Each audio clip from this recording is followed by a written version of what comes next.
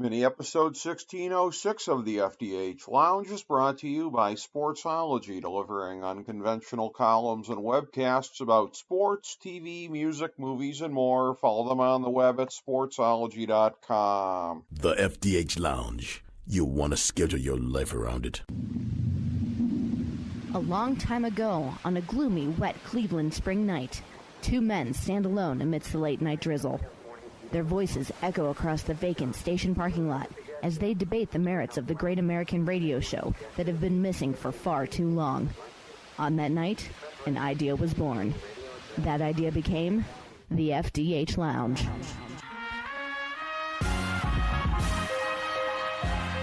Welcome to the FDH Lounge. Hello, everyone. Welcome to FDH Lounge mini episode 1606. This is FDH Managing Partner Rick Morris coming at you. And we have one of our favorite FDH Lounge dignitaries here today.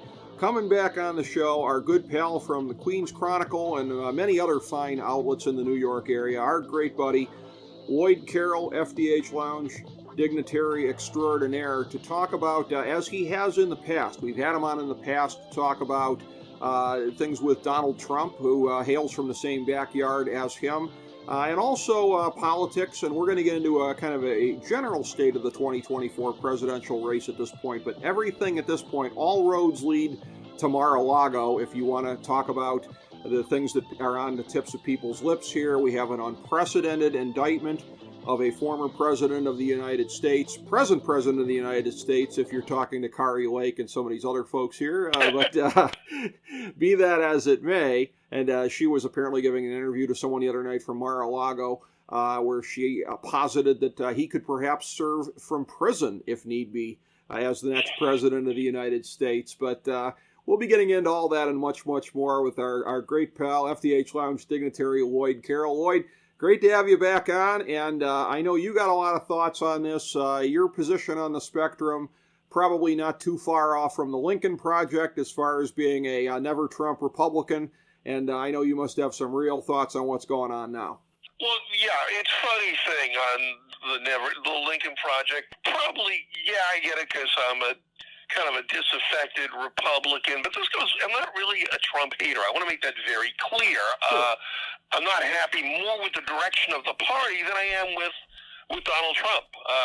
Who always sound kind of entertaining. Even I always wonder, like, we're both pro wrestling fans. Even when he played President Trump, I always wonder how much that was wrestling heel stuff versus how much he really felt, conviction in what he was doing. See, Ron DeSantis actually believes this stuff. That's the difference between the two. Well, here's the thing, though, and I say this as somebody who is a relatively newly minted nihilist, formerly a Rand Paul Republican, but look, him kind of going hoaxer during the pandemic kind of killed my faith there. So I've basically moved on to nihilism, that basically, like, nothing matters because it's only going to keep getting worse and worse no matter who's in there. And I do find that I think the spiral of things has accelerated under Biden in the last 2 years plus. I do believe that. I'm still on the right. I still hold the theories that I hold, but I don't. For me, there's no waiting for Superman. There's nobody that's going to answer the bell that's going to be able to make things better. We have reached idiocracy, like in that movie, and it may take really hitting rock bottom as a society, from my point of view. I mean, optimistically, 5 or 10 years from now. I think it could take longer than that because I think the idiocracy has really taken hold. I say that to say this, that normally, again, like back when I was for Rand Paul or anybody else previously, it would be a matter of, like, state where I'm coming from and, like, put that bias of mine aside as I'm processing the analysis.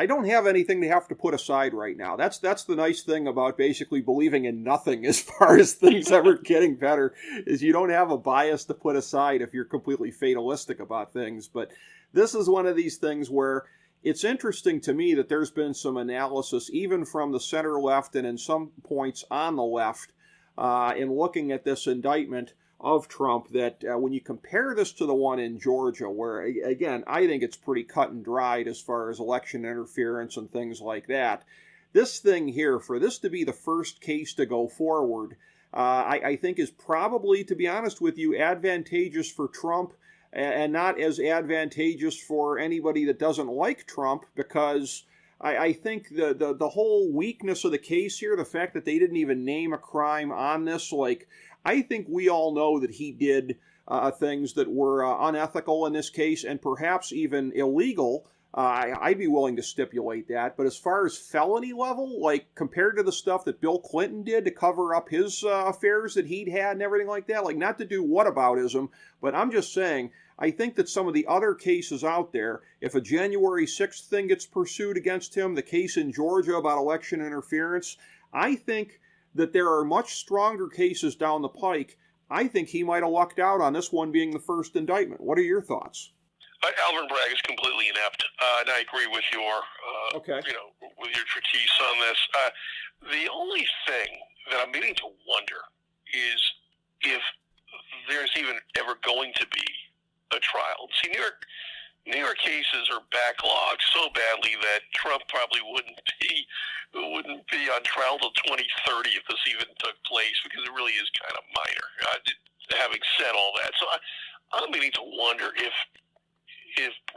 Bragg was basically doing dirty work for Jack Smith under the guise of, oh yeah, we have our own independent investigation.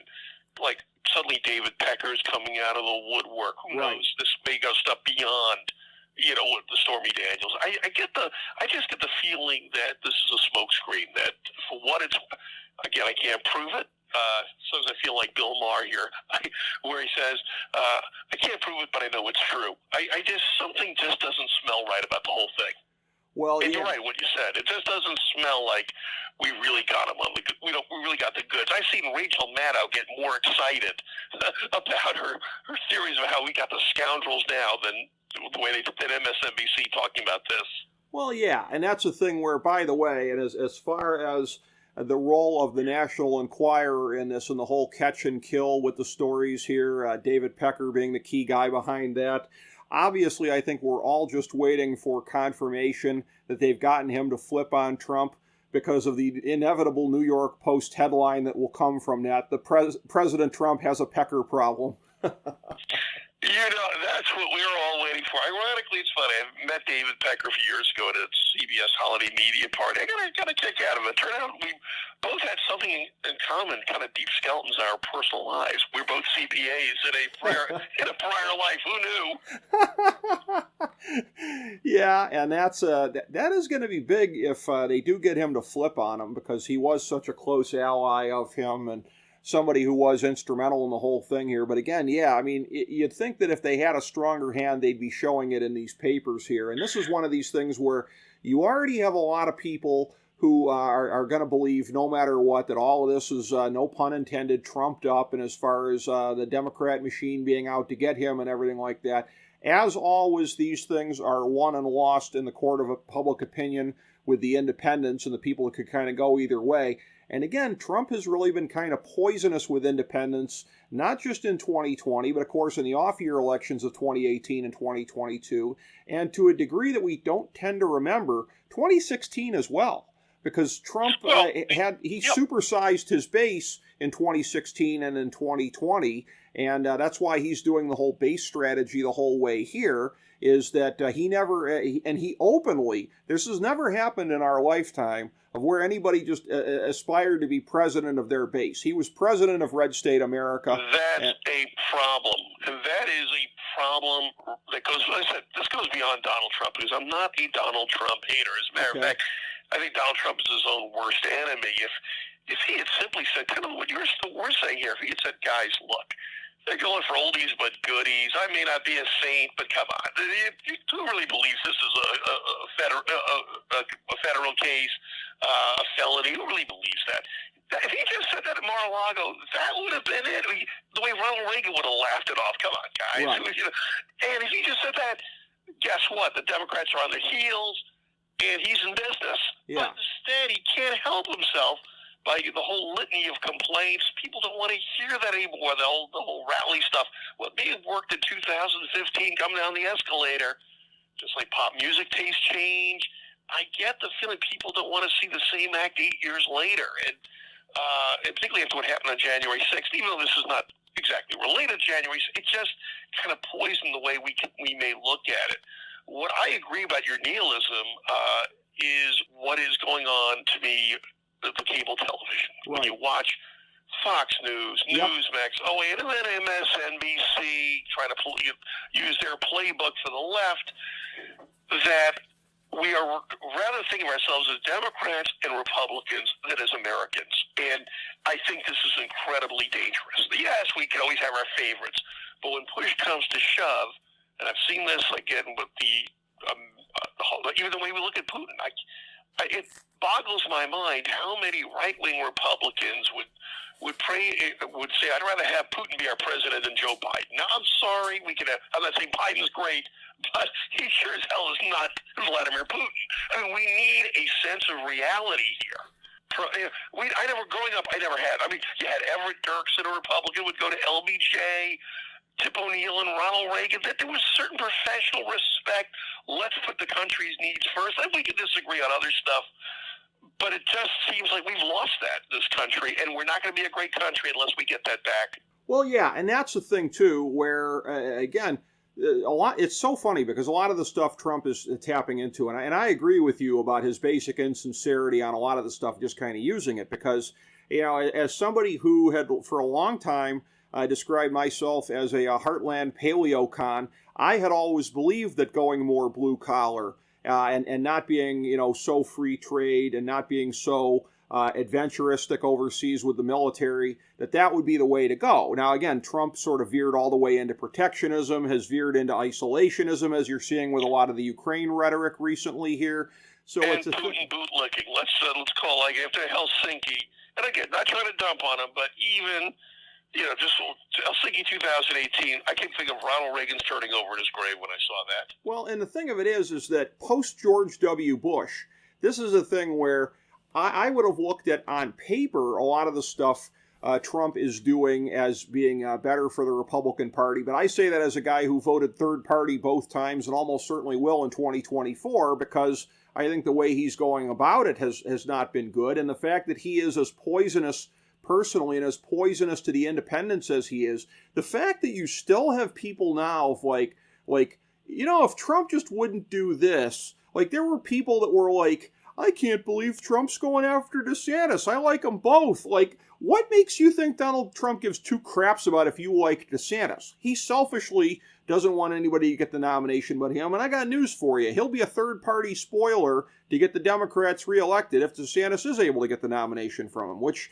I think is more unlikely at the moment now, because I think DeSantis is really on his heels. I think Trump really kind of put him in his place repeatedly here, and that even the one or two times he tried to push back with the whole, well, I wouldn't know about paying off a porn star, the whole mountain of how dare you from the Trump people intimidated him. And that's the thing. Yeah, he doesn't have the gift of gab. We were talking about wrestling. Donald Trump would have been a great wrestling manager. Give him a mic, he could have handled it like Captain Lou Albano or the Grand Wizard or Freddie Blassie. You could see Trump in that role. And that's one of the reasons, I think there's a book actually coming out about Vince McMahon and Trump and how Trump grew up, just like we did, loving wrestling and learning how to use that to appeal to the blue-collar base that you and I are discussing. Yes. Ron DeSantis doesn't have that touch. He doesn't have that common person touch that Trump has. And doesn't explain things the way Trump does. He tries to get involved with these culture wars, but they seem insincere. I don't think culture wars are a winning hand anyway for the GOP, and I'm saying this as an old school Republican. I think we've lost sight of how to actually win elections and win the independents that you're talking about. Look what happened in that Wisconsin judicial race yesterday. Democrat won, or the liberal judge won 55%. It was a blowout. Wisconsin, anything more than 2% one way or the other is a landslide. And yet Republicans aren't saying, gee, what happened there? The same thing with the congressional races in 2022. I mean, they were lucky they were able to win the House because here Kathy Hochul, the New York governor, ran such an inept race.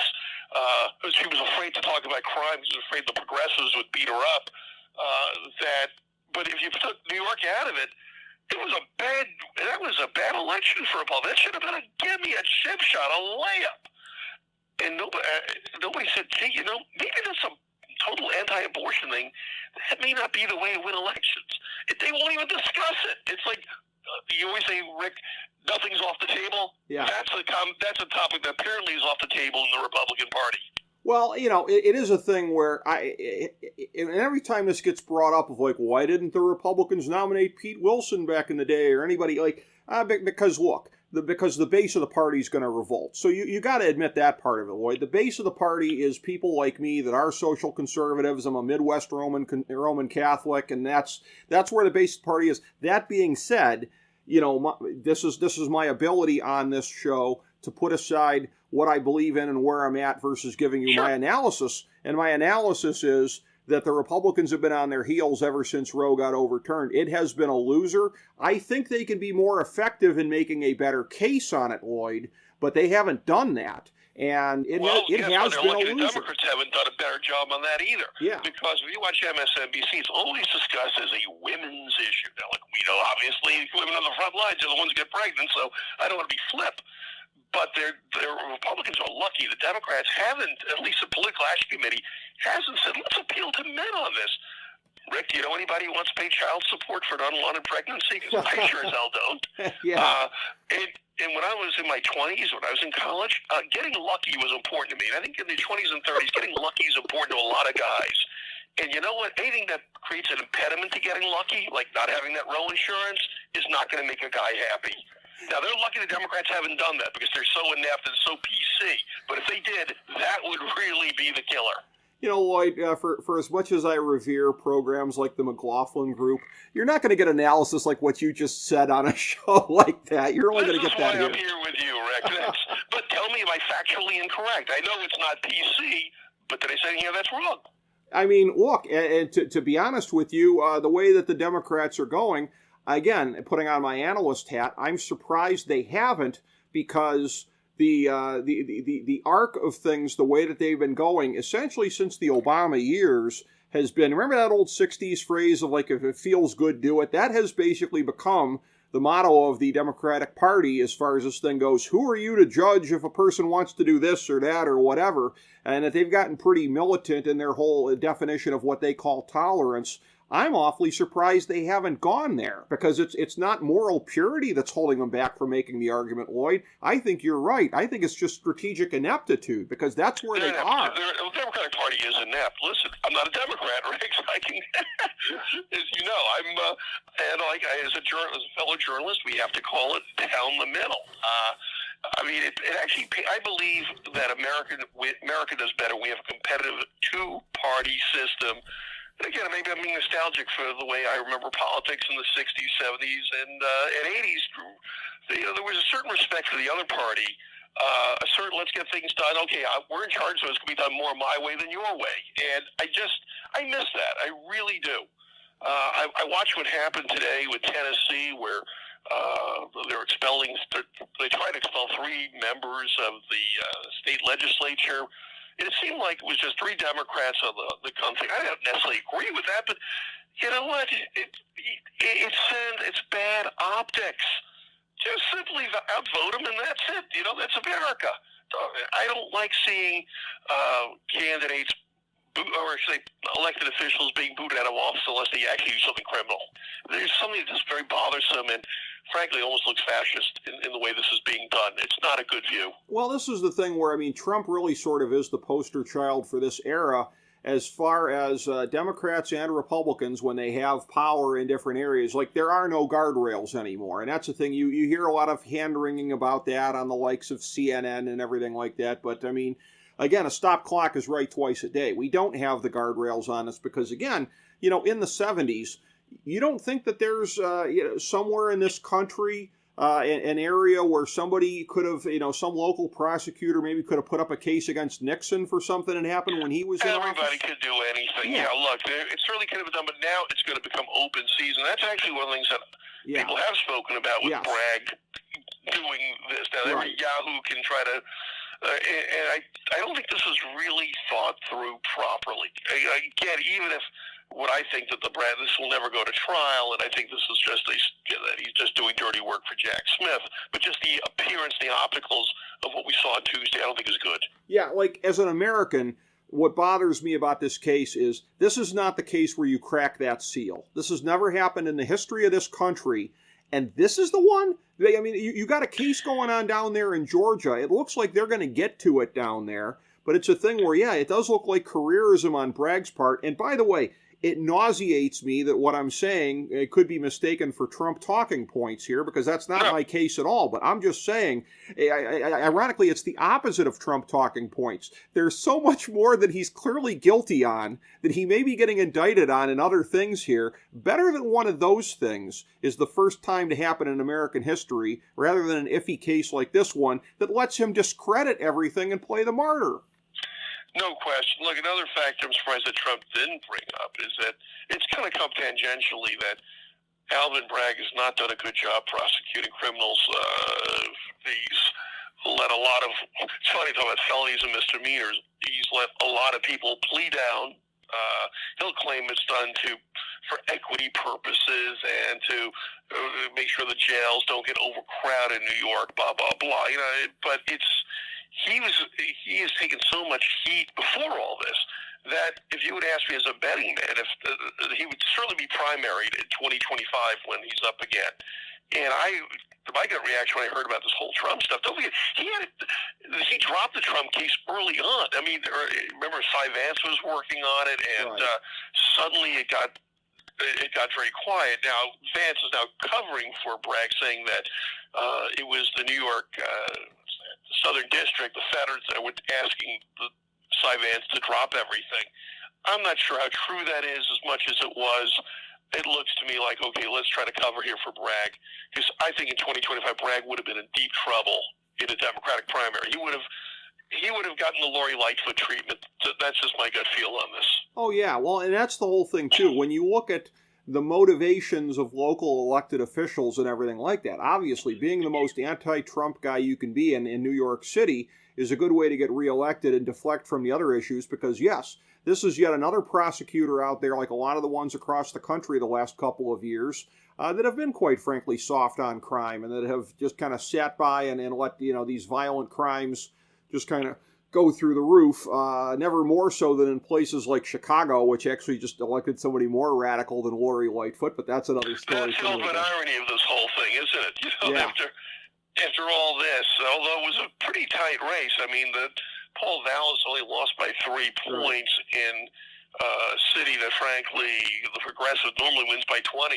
Well, but here's the thing, though, and this is about the ineptitude of the Republicans and the fact that with a guy like Trump in there, and again, and I think you're right about DeSantis not being a good messenger and everything like that. And by the way, I take the contrarian view on him. A lot of people feel like what you said there, like, well, he is a true believer.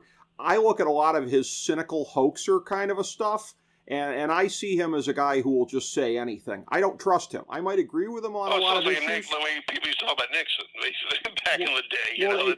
Exactly. And he's not a guy that I trust at all. I think he's shifty because of his willingness to say anything in any kind of a situation. So I don't grant him the whole thing of like, say what you will about the man, but at least he believes in stuff. I think he's been successful. Well, you may be right, Rick. I got to tell you, I never thought of that, but I can see your point. I mean, he's smart enough to know better on the hoaxer stuff.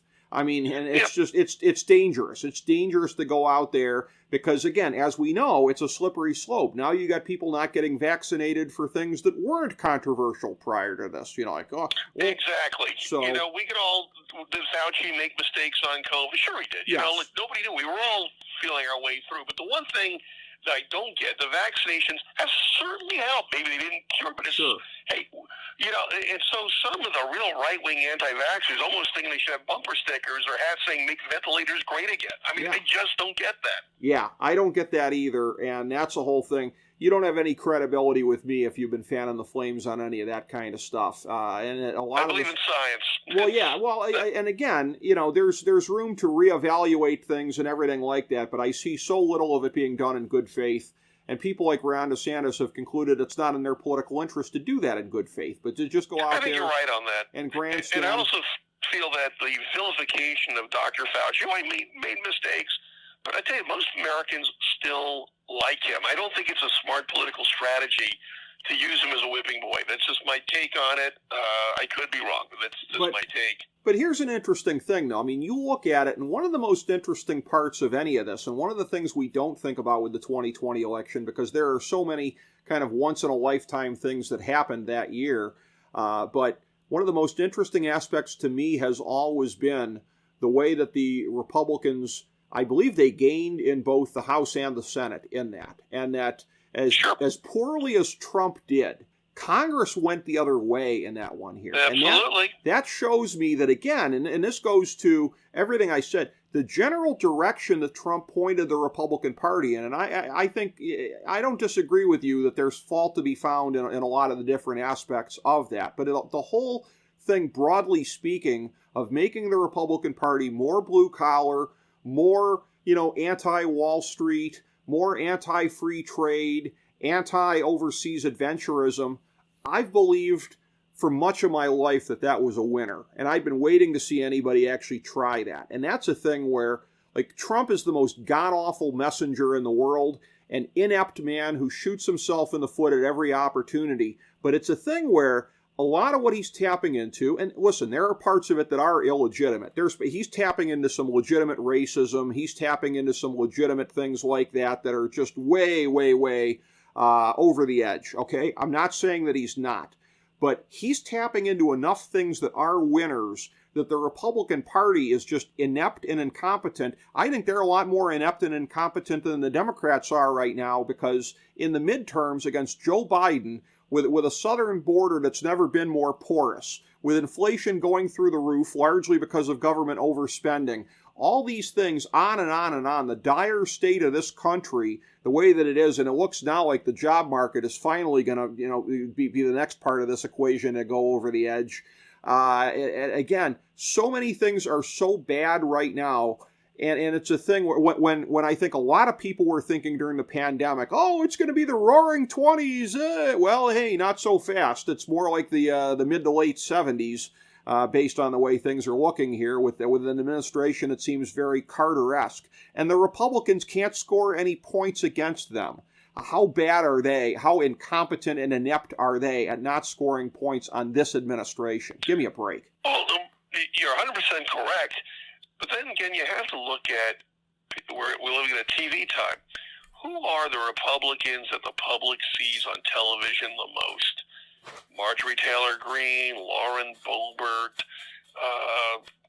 other yahoos, the Tower of Jello, Kevin McCarthy. I mean, we don't have I'll say we being a registered Republican of 48 years, there's not that charismatic leader that you're going to go, hey, that Ronald Reagan upbeat guy that's going to give that reassurance to the public. And as I said before, we disagree on this, but I think we actually agree that abortion, with how you feel about it, but certainly going that extreme pre-Roe era is not going to win. I also don't think cheering on Putin is a winning strategy either.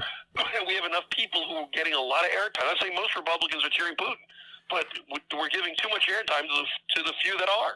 Well, and the thing of it is that I think there is a legitimate, nuanced argument to be made about seeking a peaceful resolution in Ukraine. I mean, I think there's but again, it's like the whole thing about looking back at the pandemic. There's a way to do it in good faith, and there's a way to not do it in good faith. Sure. And nobody's doing it in good faith. Nobody is advocating. I'm somebody that would like to see a peaceful resolution there as much as possible. I define myself as a foreign policy realist, and I don't realistically think that Ukraine is ever going to get back Crimea and everything else. And I don't think that's the case, but I don't think that Putin is at this point saying, hey, let's negotiate. There are a couple of things that we might be able to find some common ground on. As you said, being realistic. Sure, but the thing I just don't see that even happening.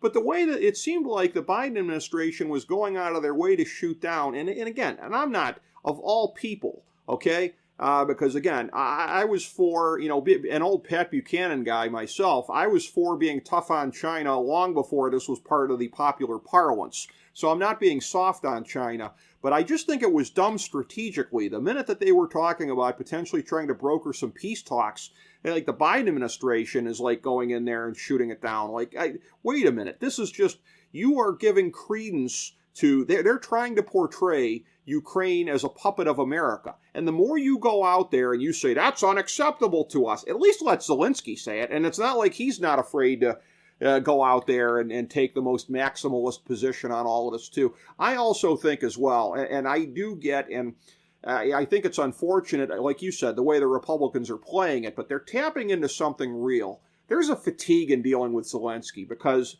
I can say if I was in his position, I'd be doing the same kind of stuff. But as an American, I'm sick and tired of hearing that we're not doing enough to help this guy.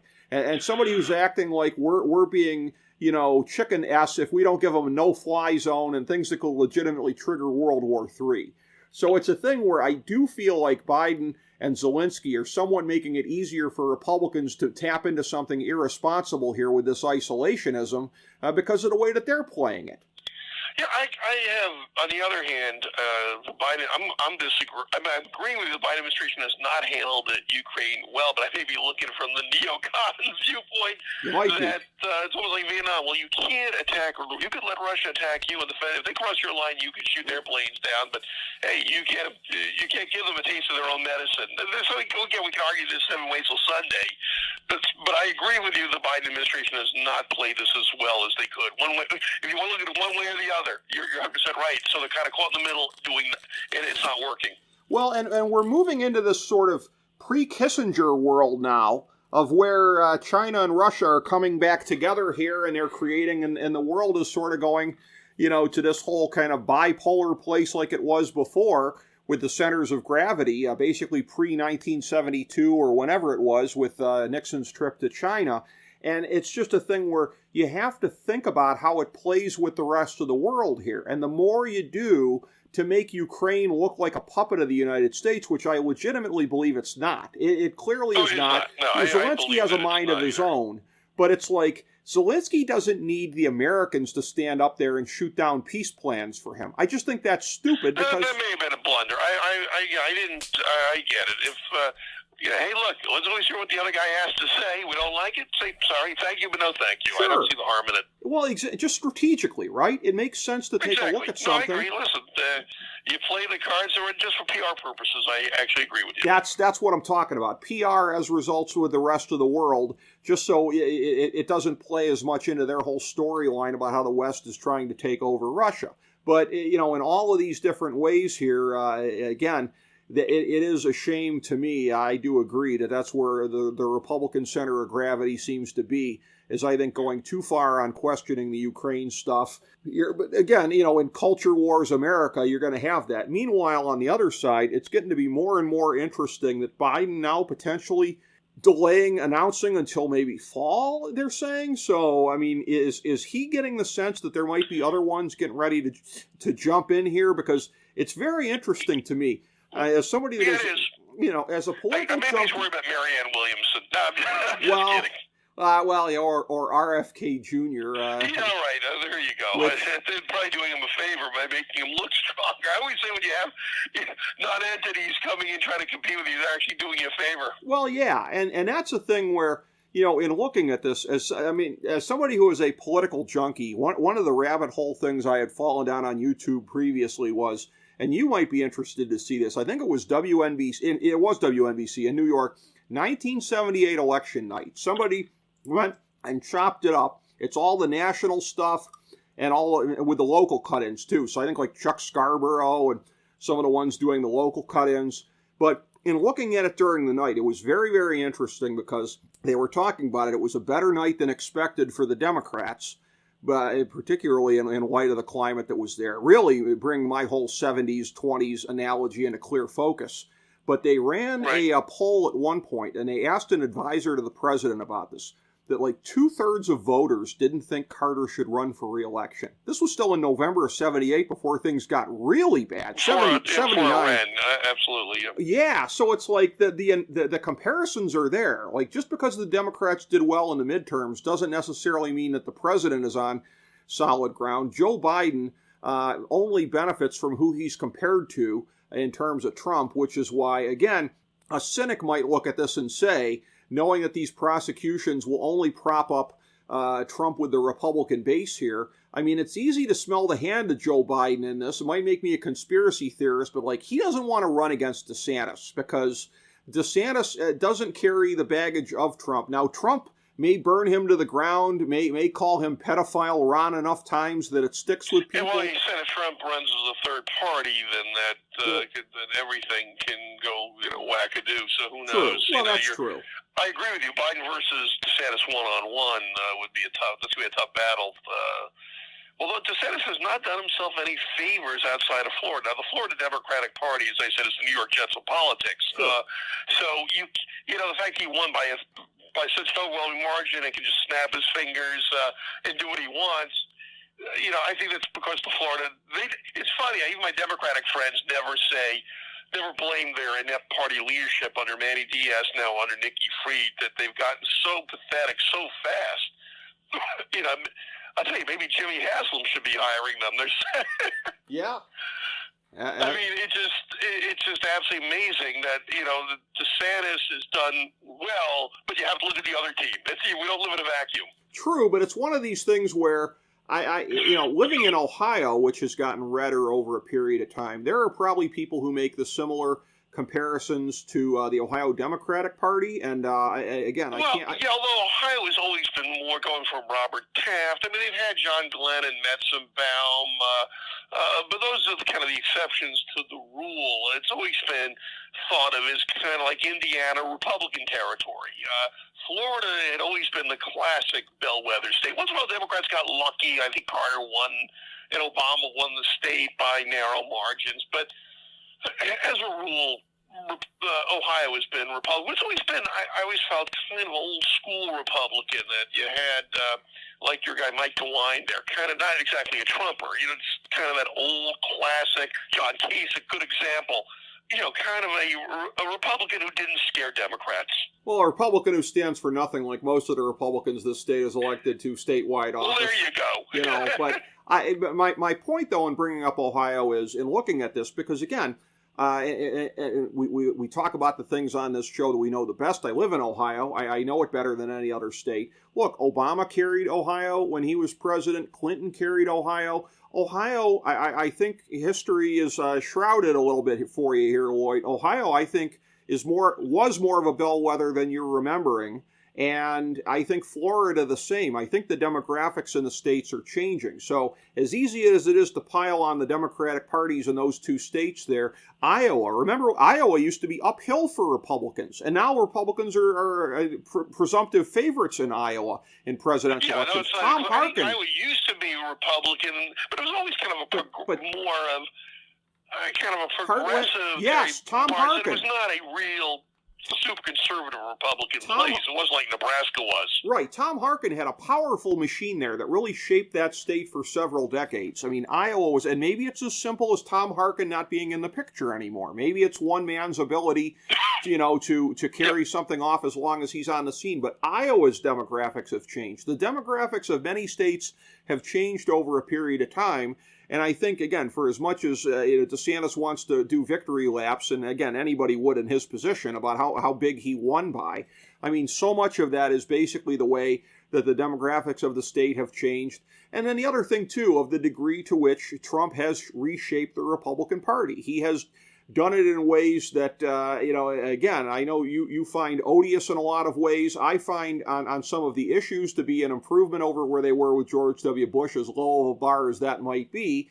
But it's a thing where, it just, again, DeSantis, I agree with you. I mean, he's punching against pygmies there in Florida. I don't, but that's been their ability to generate candidates too. And Charlie Crist is what's passing for, the lifeblood of the Florida Democratic Party, then you're in trouble because that guy sucked even as a Republican back in the day. So yeah, he doesn't excite anybody. I'm sure he's a nice gentleman, but he doesn't excite anybody. No one's going to go knocking on doors for Charlie Crist. Well, I mean, he's as phony as a $3 bill anyways. So, I mean, there is that part of it as well. But on the Democratic side, again, this thing of Biden putting off and announcing, it's one of these things where it's like, the thought kind of goes to well, what is he afraid of? If he's trying to freeze the field here at this point, because, again, Gavin Newsom saying all the right things, I'm not going to run, I'm not going to do this, whatever. As I understand it, he's going to make a political visit down to Florida in the near term here. So he's still trying to build his brand nationally. There's enough Democrats that are. So it's one of these things where you have to wonder just what the story is, because, again... Newsom is the Democrats' best bet if it's not Joe Biden. Let's be blunt on it. He's California's big state. He's a good-looking guy. Speaks well. Yeah, people talk about the fact that he was a hypocrite with COVID and he had that part. But I don't think that's going to really have legs. I don't think, for what it's worth. And I'll say this for Newsom, he's not a wimp. He doesn't speak in PC bromides. He's willing to call a rake and be willing to throw a punch and take one. So I will give him that based on what I've seen. Well, and I will say this too. I mean, and again, maybe the rules have changed nationally as far as, with Trump, with DeSantis. I mean, those are guys that, again, don't even look like they're trying to reach the middle. So maybe that's a thing of like the ability to even do that or try to maybe that's a bygone thing here, although Biden in the general election was trying that an awful lot. But it's a thing where I'm going to go back to, and again, this was kind of an underrated point I was making at the start of the Biden administration when everyone was talking, wow, Joe Biden, classic moderate. And I was like, no, Joe Biden was the classic sort of mirror of wherever the party was at any given point in time. So like in the 80s, with the rise of the Democratic Leadership Council, the party being chastised about, where it had gone under Carter and with Reagan's ascendancy, and then Clinton in the 90s, he was tacking toward the center of gravity. Joe Biden is the classic center of gravity Democrat. The center of gravity had tacked far left by 2020. So I predicted that economically, social issues, whatever, it was probably going to be a lot of the same here. Keep the moderate image, of course. But basically, I didn't see him standing up to the AOCs of the world. He hasn't. I think that has had a lot to do with the way that public policy has been executed. She hasn't done much. I mean, to be fair, it's not like she's been out there front and center. She hasn't had to, dude. She's winning with the Biden policies. She's getting her way, is my point. So it's a thing. And Gavin Newsom, listen, Trump couldn't make it stick on because again, he's people build him up like he's King Kong as far as like being able to define people. That I think only works in the Republican Party and with Hillary Clinton. Those are isolated instances. Against Joe Biden, he couldn't make it stick. He was trying to make the case that Joe Biden was going to be a tool of the left, and people weren't believing it. Harmless old grandpa. That brings me to my point on Gavin Newsom. Gavin Newsom, you don't have to worry about him being a tool of the left. Gavin Newsom, as you sort of made the point there when you're talking about, taking the strong stances he does, Gavin Newsom is very much a man of the left. And with left policies having been instituted since Biden came in on the border, on federal spending leading to inflation, all these things here that we've seen, again, maybe we've moved past, somebody has to be able to cater to the middle of the country. Maybe we've moved past that. Maybe Trump has proved that, or DeSantis might prove that. But Gavin Newsom is every bit as vulnerable in his own way as a man who's way out on the left. You're 100% correct on that. I also want to throw one name before I forget, because we're always talking about DeSantis versus Trump. And, look, Nikki Haley's a non-entity, and whoever some of the fringe candidates are. I'll be curious to see what Chris Sununu of New Hampshire does. There's a guy who's interesting to watch. I watched him on Bill Maher last week. He's got charisma, can laugh at himself, can work with Democrats. And I know this will probably go over real well with the base, pro-choice and pro-LGBTQ rights. Now, kind of more of the libertarian side of things. I think he's an interesting guy to watch. I think there is a lane. I know that you never hear of this, but I do believe there's a lane for a pro-choice Republican. It sounds like an oxymoron, but I do feel that there is that silent, I know it's a majority, but I would say a silent, sizable base that wants to see that. All I can say, dude, is when you talk about that there's a lane for a pro-choice Republican to get the nomination, all I can say is living in Browns country, you sound like a Browns fan of much of my lifetime. Well, I didn't this say is the that year. Like to get the nomination, but I do feel look, I go back maybe 1980 when John Anderson was running in the Republican primary. That, you can get at least a respectable percentage that can keep you in the game for a while. I mean, that's all I'm saying. I don't want to say he's going to win. I just want to say at least a respectable percentage. Right. I mean, that's not where the center of the gravity of the party is. Oh, we know that. Although, and like I said, I mean, and the party may have some reckoning to do, because like I said, abortion has been a loser of an issue. And I say this as somebody who is, again, the quintessential, good Roman Catholic, whatever, and I have my own views on this. And but if I take my views of right and wrong and what I'd like to see versus something being a political thing, I'd like to see the Republicans get to a place where, again, I want to see innocent human life preserved as much as humanly possible. Again, in order to save life, you have to be able to have policies in there where you can get elected on stuff. So that's a thing where the marketing of it, I think, is what they have to do. The marketing is my biggest problem. Well, the other thing the Democrats have on this is, let's say you have that road disappears. Well, guess what? You're going to have more government funding, because if you want to have life, you have to be able to support life, and that means more taxpayer expenditures. Yes. That doesn't exactly go over well with most of the GOP folks I know, but that's part of to me, that leaves you pretty vulnerable on that issue. That's true. But in looking at it here, are you getting the sense that we are heading right now for Biden versus Trump 2.0? I mean, that's the that would be the general. Maybe this is like wrestling. Maybe that's what all this is about. Kind of all these court cases and whatnot. It kind of freezes the fields on both sides. Yeah. Nobody talks about anybody else, and you know what? I mean, you wonder if we're all being played. Well, in terms of Trump's ability to get the nomination, it works in his favor. Biden wants him to get the nomination, or like you said before, I guess maybe it blows up my conspiracy theory, because DeSantis getting the nomination works just as well, because Trump's going to get in to be a spoiler. And as a matter of fact, it might be more advantageous in that way for DeSantis to get the nomination, because it would be a three-way race. But it would be interesting to see once and for all what that would do to Trump's hold on his base, because if DeSantis gets the nomination, could he sell enough of these people on the notion that DeSantis is just as bad as Biden?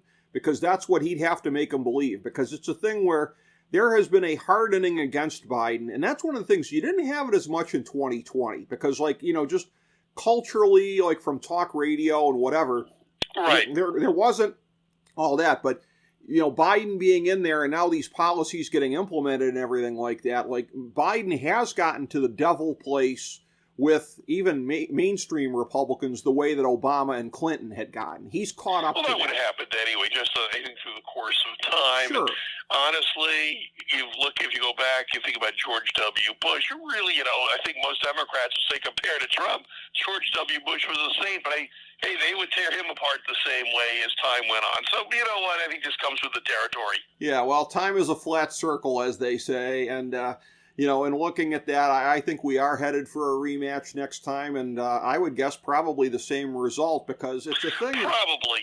Also, the incumbent has an advantage.